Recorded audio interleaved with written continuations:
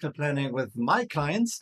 So, and it's super hot in here right now in Texas. So that's why my face is puffy. My hair is kind of like crazy, but here we are. So welcome to this training. What we're going to do today is we will be talking about coaching techniques for consultants. So whenever I go on client side and we talk about transformation, then the number one obstacle to my success and my client's success has always been user adoption.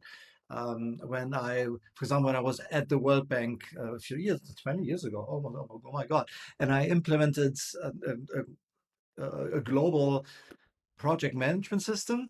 And I remember I was even in Mozambique and Cameroon, and at the time we didn't have internet, so I had to connect all the technology to our own communication satellites, and it was a huge undertaking. And the number one challenge was user adoption, because people didn't like it. They needed to change the way they work. They needed to learn different skills, and that's a lot to ask, right? So especially when you talk about automation, for example. Uh, and what I've learned is that as we go through transformation, there is a lot of things, a lot of thoughts a lot of thoughts going on in our clients' teams' heads. For one, what we ask them to do, if it's a longer transformation process, is to go through that process with us without having the ability to prove them or to them that in 2 or 3 years from now we're going to be successful, that life will actually better. So asking somebody to go with you on a journey for 3 years without proof is hard. The second that we ask them to do is to what we're telling them is the skills that you're having right now may not be no longer relevant. Yes, that's tough pill to swallow for somebody who feels proud of their ability, how they work and they have performed in the past. The third message that we need to bring over is across is that you got to learn. In addition to what you're doing right now, you've got to learn new skills, new processes, new technologies, new way of doing things, new way of communicating, and then and there it's like, no, wait a minute, I'm already busy now. I need to do that as well. And by the way, I have a learning curve, and if I am not going through that curve as fast as you want me to, will you be fair, right? And then when we talk automation, and I see that with managers all the time, with the best of intentions, they go to the teams and they tell them about the vision, how the world is going to look like, and only to get the glare. And because for their teams, it's not about automation. They also know that automation may mean they lose their jobs. So we ask them to go through to all of that with us, with the prospect of losing their job. So user adoption is usually the number one challenge in any kind of transformation, especially when it involves new technologies and ways of doing things. So what I want to share with you right now is a simple exercise that you can use, that these teams can self-diagnose and find their own answers. And then I'll give you 5 questions that are so powerful that they find their own answers and their own solutions. And then at the end, they are committed and fully accountable for what they want to do. So I have the sheet. I'd be happy to share that with you. Just drop me a note. I will send this to you. Here's one of the one of the top tools I'm using. I use this today, by the way, with my own clients. I wanted to share that with you.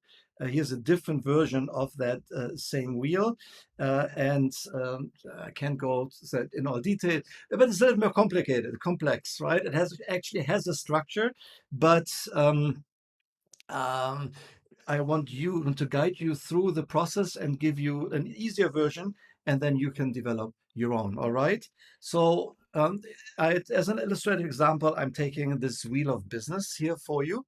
And when you look at this wheel, in this case is when I work with business owners. And if you are one, you're a consultant of your own business, then even this exercise is relevant for you. But I want you to take this tool and move it to your own clients. So what you have here in this wheel, we have these 7 business areas, or the 7 areas that we as business owners need to focus on at any given time.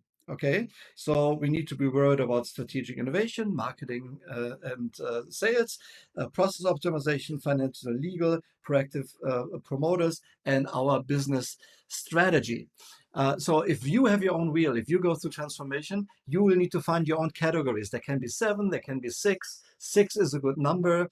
I like 7, but you've seen earlier an example, 12 also works if it's structured in a certain way. So you pick your categories, and again, for this purpose, for this of the purpose of this training, I pick this wheel of business. And so what you have in this wheel, we have the 7. We start here. The 7 areas, business areas that we need to focus on. There's a 0 in the middle and 100 here, and there is no scale in between. Why? Because for the purpose of this exercise, it doesn't matter if you rate yourself at 47 or 53. You're roughly like here. Yeah, so don't overthink it. It's more like a gut feeling where they people feel that they are. It's not a scientific exercise in as much that it doesn't show you exact numbers. It's more a self-evaluation, which is what we want. We want the client to find their own solutions and admit to themselves what they need to improve. And then we go guide them through the individual areas. For example, strategic innovation, I would ask my clients, what do you do on a consistent basis to innovate your business, create new products, interview clients, go to new markets, enter new verticals, package your products differently, price and so do things differently that grows your business. And if you're 50, you're here. If you do this all the time, you're at 100. If you never ever thought about that, you may be down here. So wherever your clients are, we just ask them to do this, draw this line. The same with effective marketing. How effective is your marketing? Doesn't all, do you post all the time? Do you have, are you positioned well? Are you being seen as an authority in your niche or a preferred provider in your niche, and so on? The next one would be sales proficiency. Do you and your team, do you know exactly what your products are, how to sell them? Is your pipeline full? Okay, so if your pipeline isn't full, an empty pipeline is a result of lack of prospecting, for example. Um, an empty pipeline leads to lack of clients. Okay, that's that easy. So are you prospecting all the time and selling, finding new approaches in order to get clients into your business? Then process optimization. What do you do in terms of optimize your processes, how you pay, how you pay your bills, how you pay your vendors, how your clients pay you, how you onboard your clients, what you do in order to keep them retained. Um, Financial and legal, where are you right now in terms of your financial security? Are you at that point in your life right now where you want to be? And if we went through a recession or depression, even, would you have the financial means to make it through 6 months if your income went down? Right? Are you prepared? Do you have an emergency fund? Are you prepared for the unexpected? By and large, do you have that financial security, or are you at that place where you had wished at this point in your life? And you just draw a line there. Then we talk about net promoters. So do your clients proactively go out and promote you to their friends, to their clients, to their competitors, to their vendors, and send these people to you without you having to do something. And if that doesn't happen, do you have a program in place that um, uh, motivates people to send you leads and refer their friends to you? So that's proactive promoters. And finally, business strategy. Do we have a strategy? I mean, do we have at least a business map that you can put on a napkin, and you can explain that, put it on the wall, explain it to a stranger, what you're going to do, where you are, where you want to be, how you're going to get there, and what do you need to do in the next 6 to 8 weeks in order to advance your company. I'm not a fan of those big business plans that we we're forced to do in corporate. As business owners, we know that the planning is more important than the plan. So, yeah, but are you planning? Okay. So, when you guide your clients through a similar exercise with the own categories, you have your own set of questions. Okay. Um, and then we ask our clients to fill out the middle, right? And scribble it out so that we have a solid core. And everybody does that different. So my project managers that I work with, they do it like this. The engineers that I'm working with, usually have like very straight lines, like so. I can't even draw it. Yes. The artists that do it like that doesn't matter. Yes, doesn't matter at all. What's important here that it is somewhat solid in the middle, and if it has the drawing quality of a 4-year-old with like where you go over a little like that, it's totally fine. I just want to have a semi-solid core. And now the question um, is there an area that you are the master of? So which of the areas are you the best at? And in this case, it would be, for example, yeah, business strategy. I'm the master of strategizing. And so I have my clients write down, it's like, I am the master of, and that whatever box that is, business strategy. And then I ask them, okay, let's talk about the all the other areas. Our goal here is to do better. And if you look at that wheel right now, and if that wheel was the 4 wheels on your car, how fast could you go? How smooth would the ride be?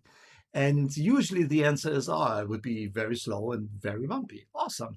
And then actually, when I work with groups, I have them all share their wheel, and everybody sees that no wheel is perfect. So that makes them feel better. I did that here in Austin with a rather large company, like $1 billion company, with a team of 70 people, and 70 people held it up.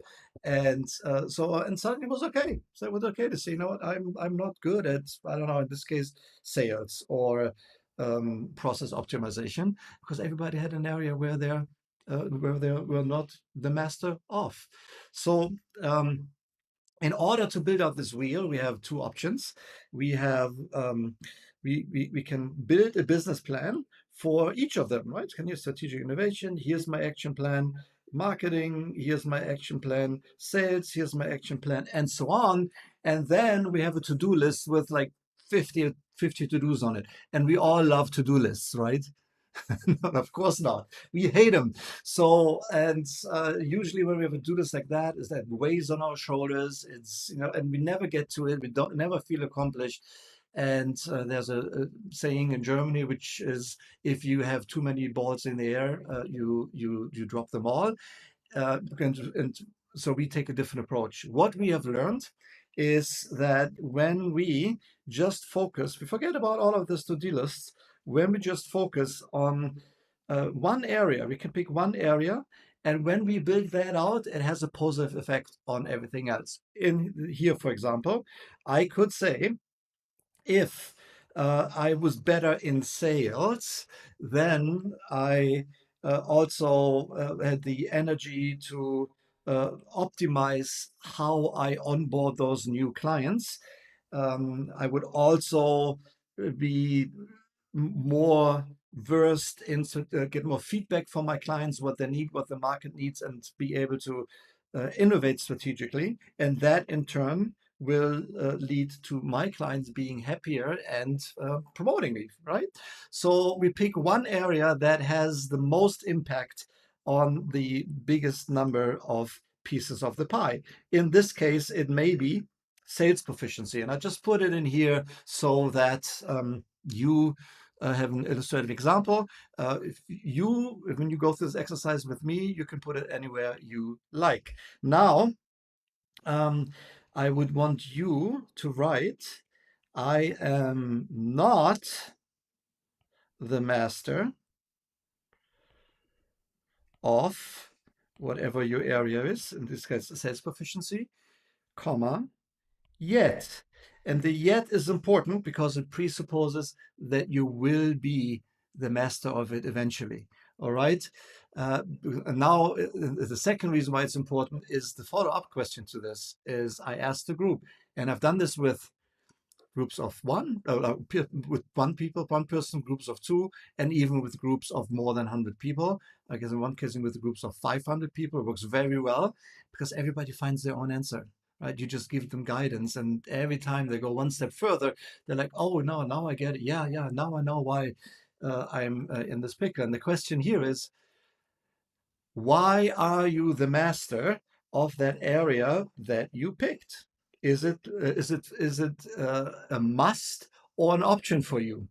And people usually say, "Oh, it's a must." So, like, no, selling is a must, marketing is a must, planning is a must. Yes, being cash flow positive is a must. So they are the master of a certain domain because they made it a must. And then my next question is, let's look at the area where you're not the master of yet. Is it possible? Is it possible that in the past you have treated that area as an option? And usually everybody nods. And now they're committing, they're admitting to themselves that they didn't do their work, they didn't do their share to get those results. And then I asked them this. So you have proven to me that you can be the master of something when you put your mind to it. Is it possible that if you committed to making this area a must instead of leaving it as an option, that in a month from now, 2 months from now, you will have built that wheel out and you have that success that you deserve? And what are they going to say? No, I'm just treating it as an option because I don't want to be successful. Then you may not have the right team members, right? And or your client may not have the right team members. So very powerful exercise to get to that self-realization, what their contribution is or has not been, and what they need to do, a must do to move things forward. And now we come to the 5 questions. Now we put it up a notch and build up on that. So first of all, we ask them about their focus area, and in this case, it would be sales proficiency. Yes, so they're right in here, proficiency, sales proficiency, and here are the 5 questions. Number 1, what is already good about your area of improvement? Okay. And that may be an odd question, but usually, especially in the corporate world, it's all negative, right? It's all this focus on, who made a mistake, who needs to be punished, who needs to go on a performance improvement plan, who needs to be charged back, who needs to be held accountable, who needs to get fired, etc., etc., etc. Like, to like an unbelievable extent, and then maybe 5% of the conversation is about how do we move things forward. And with this question, we turn this around. We're making it 80% about the solution and the rest about the problem, and only if talking about the problem moves us forward. So the first question is, what is already good about your focus area? Okay. And maybe in the beginning they say nothing. Okay, good. Something is good. I mean, for example, you just lost your job. What's good about it? Nothing. Well, you have more time, don't you? Yeah. Okay. All right. So, but the reason, so that's one question. The second question is, what have you learned from this experience? So there's obviously something that did work. Um, how would you do it better the next time? What have you learned? And so now they are debriefing themselves. And the first 2 questions, I'm actually not too worried about the answers, because the first 2 questions, their goal is to activate parts of the brain that are solution oriented. So I want them to stay away brain wise from areas in their brain that are problem focused. We want to fire the right connections in the brain for solution finding and for cooperation and again, having a can-do attitude moving forward. And only then do I ask the third question, which is, okay, so what's not perfect yet? Okay, so again, the yet is important because it presupposes that we can make it perfect. And also the phrasing is important. So I'm not asking, so what's bad? Because then again, the brain goes to what's bad. I'm asking what's not perfect yet. And here's why that is important. Um, because your brain cannot unthink things. Okay, so if I asked you to not think about a pink flying elephant, you first need to make up that concept of a pink flying elephant and in your head, and then you can get it out of your head. So by asking what is not perfect yet, they first need to make that concept of what a perfect world would look like in the head uh, in order to give an answer, and they cannot forget about that. So the answers are typically more constructive already at this point. The fourth question is, what are you willing to do to make it the way you want it? Okay. So now they write down everything that they could do, right? So, and there's a long list and they have all these ideas. And I'm not interested in that list either. Why? Because everything that they've written down, they probably already tried in one flavor or the other and hasn't worked yet. Okay. That's where the fifth question comes in, which is what are you not willing to make it the way you want it? In other words, where are you drawing the line? What are you not going to do no matter what? Give an example from one of my clients, and in sales wasn't successful, and the only thing she didn't do was cold calling. And she said, Andrew, I will never ever cold call. And I said to her, you know what, God, that's the only thing that you haven't tried yet, you know. And then she started cold calling, and sure enough, sales success started right away. The answer to their question is always, almost always, or the answer to their problems is almost always in that last question. What are you willing to not do to make it the way you want it? And these are the answers I'm interested in, because I know that their problem is somewhere there. And once I know that, I now can coach them further to take new action to get them new results. So I hope that was helpful. If you want the entire system, I showed you the wheel of high performance that I'm using with my clients, and that is actually an exercise that I went through with my clients earlier today. It has everything in it in terms of um, your let me show that to you real quick. I'm happy to share that with you. Has everything in there in terms of your personal growth, your business growth, and how to grow your business and how to make it better. And so if just every month you would just pick one of those areas instead of trying to boil the ocean.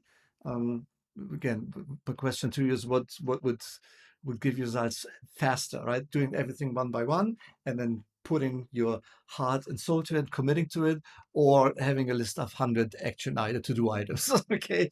So if you want that entire system, if you're interested in this, if you want to know more how from here on out you can guide your clients, give them concepts, boxes, triangles, genius models, circles, processes that help them to find their own solutions so that you can bring transformations to a great conclusion and have great success, then drop me a note. Okay, I'd be happy to share more information with you and show you how you can do that. All right. So drop me a note here and either in the comment box or send me an email wherever you see this video here right now. I'd be glad to help. All right. So have a good. Oh, it's Thursday already. Have a good weekend. Bye.